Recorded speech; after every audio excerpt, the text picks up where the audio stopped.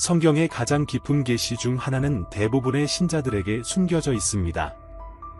성경의 신성한 페이지 곳곳에는 아담이 창조되기 훨씬 이전에 존재했던 신비한 존재들에 대한 수수께끼 같은 언급이 숨어 있습니다. 그들은 별들이 탄생하는 순간과 바다가 형성되는 과정을 목도했습니다. 이 존재들은 누구였을까요? 왜 교회는 그들의 존재를 좀처럼 언급하지 않는 걸까요? 하나님께서 땅을 빚어내실 때 함께 기뻐했던 이 강력한 존재들에게는 어떤 일이 일어났던 걸까요? 만약 여러분이 성경에 대한 이해를 근본부터 흔들어 놓을 답을 찾고 있다면 계속 시청하세요. 그리고 채널 구독과 좋아요도 잊지 마시기 바랍니다. 아담 이전에 하나님의 아들들, 선즈 오브 가드은 누구였을까요? 이 이야기는 성경에서 가장 오래된 책 중 하나인 욥기에서 시작됩니다. 놀라운 구절에서 하나님은 욥의 전통적 창조 이해를 도전하시며 묻습니다. 내가 땅의 기초를 놓을 때 너는 어디에 있었느냐? 아침별들이 함께 노래하며 하나님의 모든 아들들이 기쁨으로 소리쳤을 때 너는 거기에 있었느냐? 욥기 38, 4에서 7.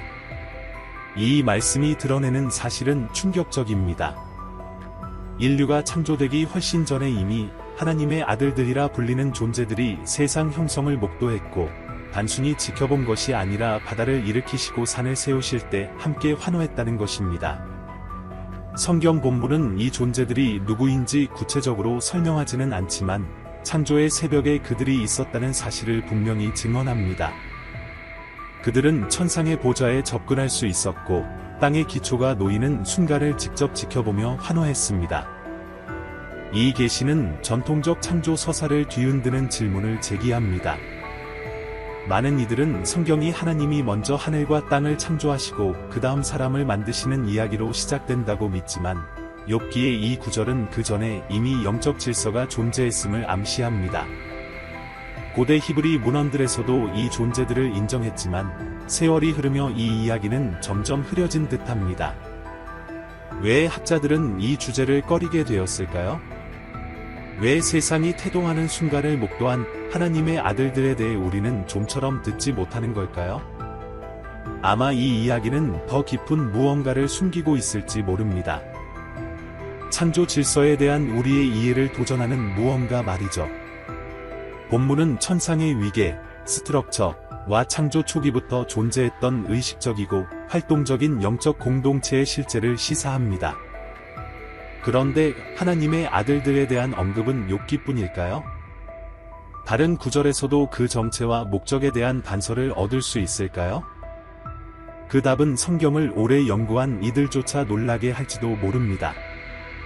성경 첫 페이지로 시선을 돌리면 또 다른 흥미로운 언급이 창세기 6장 1, 2절에 나타납니다. 사람이 땅 위에 번성하기 시작할 때 그들에게 딸들이 태어났다. 하나님의 아들들이 사람의 딸이 아름다운 것을 보고 마음에 드는 이를 아내로 삼았다. 이 구절은 놀라운 사실을 드러냅니다. 하나님의 아들들은 단지 존재했을 뿐 아니라 물리적 세계와 직접 상호작용하기까지 했습니다. 인간 여성들을 관찰하고 본문에 따르면 그들과 결혼했다는 것이죠. 그렇다면 이 존재들은 순수한 영적 존재였던 걸까요? 아니면 물리적 형태를 지녀 그런 상호작용이 가능했던 걸까요? 또 하나의 주목할 만한 구절이 욥기 한 장에 나옵니다. 어느 날 하나님의 아들들이 여호와 앞에 나아왔고 그때 사탄도 그들 중에 끼어 있었다. 욥기 1, 6. 이 구절은 천상의 모임, 즉 하나님의 임재에 직접 접근할 수 있었던 하나님의 아들들로 구성된 신적 회의를 묘사합니다.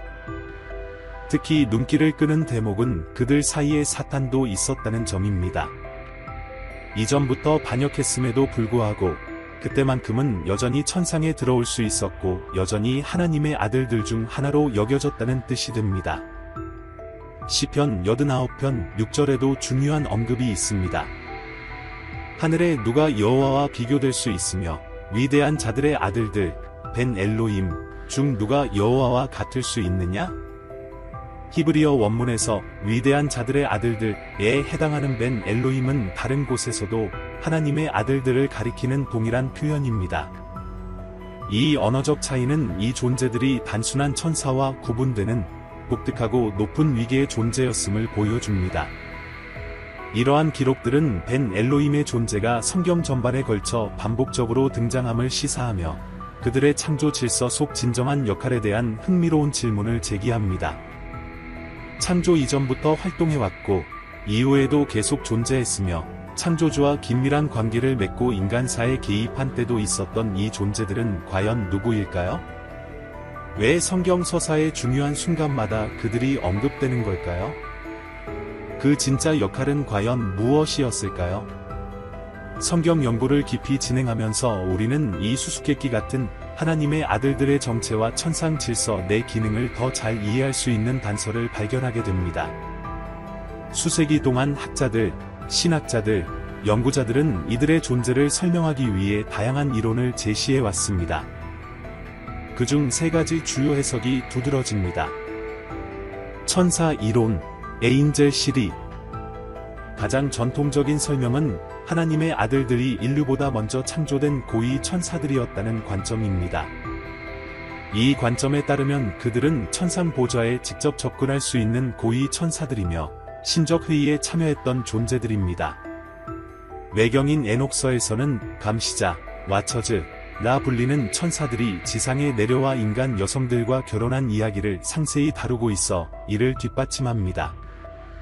또한 히브리서 한 장 14절은 천사들을 섬기는 영들이라 묘사하며 천사들이 종종 사람으로 나타나 인간에게 오인되었다는 여러 성경 기록은 그들이 필요에 따라 물리적 형태를 취하는 능력을 가졌음을 암시합니다. 존재 이전 영혼 이론, 프리이그지스턴트 솔시리. 또 다른 해석은 하나님의 아들들이 물질 세계가 형성되기 전에 이미 창조된 인간 영혼 혹은 영적 존재들이었다는 관점입니다. 예레미야 한 장 5절에서 하나님이 예언자에게 너를 태중에 만들기 전에 내가 너를 알았고 내가 태어나기 전에 너를 구별하였다 고 하신 구절을 이 이론의 근거로 삼기도 합니다. 이 관점에 따르면 욥기에 언급된 하나님의 아들들은 세상에 태어나기 전 하나님 임재 안에 있었던 전현신 상태의 영혼들이며 이후 인간 육체에 들어와 지상 삶을 살았다는 것입니다. 틈새 이론, 갑시리. 세 번째 해석은 창세기 한 장 2절의 히브리어 표현 도 베이보호, 형태 없고 공허함을 지적하며 이는 창조가 시작되기 전 이미 어떤 파괴가 있었다는 흔적이라고 보는 관점입니다.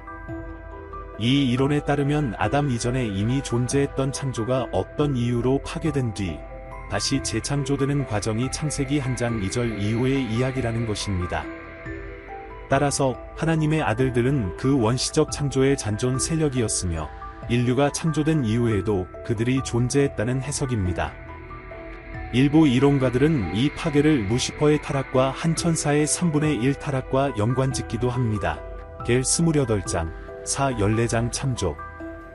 이 세 가지 이론은 각기 장단점을 지니고 있지만 성경은 하나님의 아들들의 정확한 정체를 완전히 명시하지 않음으로써 오히려 우리로 하여금 신적 창조의 복잡성과 영적 존재 계층에 대해 더 깊이 고민하게 합니다. 어느 이론이 가장 그럴듯하든 분명해지는 것은 이 존재들이 천상 위계에서 높은 위치를 차지했고 인류 창조 이전에도 신적 계획의 중요한 역할을 수행했다는 사실입니다. 그렇다면 이 존재들의 목적은 무엇이었을까요? 우주 질서에서 어떤 역할을 담당했을까요? 그리고 왜 인류 창조 이후 그들의 존재가 점차 사라진 듯 보이는 걸까요? 성경은 모든 세부를 명확히 설명하지 않지만 하나님의 아들들이 천상 질서에서 수행했던 기능에 대한 단서를 제공합니다. 시편 82편 1절은 이렇게 말합니다. 하나님이 신들의 모임에 서시고 신들 중에서 판단하시도다. 엘즉. 이 구절은 하나님이 주재하시는 천상의 회의가 존재함을 보여줍니다. 열왕기상 22장 19에서 23절에서 미가야 예언자는 여호와의 보좌 환상을 묘사하며 천상의 모든 군대가 그분을 둘러싸고 아합 왕을 속이는 계획을 논의하는 장면을 전합니다. 이는 하나님의 아들들이 신적 의사결정에 직접 관여했음을 시사합니다. 에스겔 28장에는 루시퍼의 타락을 가리킨다고 해석되는 구절이 있습니다. 에덴 동산에 있던 기름 부음 받은 그룹 중 하나로 완전한 지혜와 영화로 충만했다고 묘사되는 이 존재는 천상의 주요 아들들 중 하나였을 가능성이 큽니다. 이사야 14장과 에스겔 28장의 묘사는 루시퍼의 반역과 함께 천상 질서의 균열을 일으켰음을 보여줍니다. 계시록 12장 4절에서 언급된 천사 3분의 1의 타락은 하나님이 인류를 창조하심으로써 그 공백을 메우려는 계획의 일부였을 수 있습니다. 시편 8편 5절은 사람을 천사보다 조금 못하게 하시고 영화와 종기로 관을 씌우셨다고 말합니다.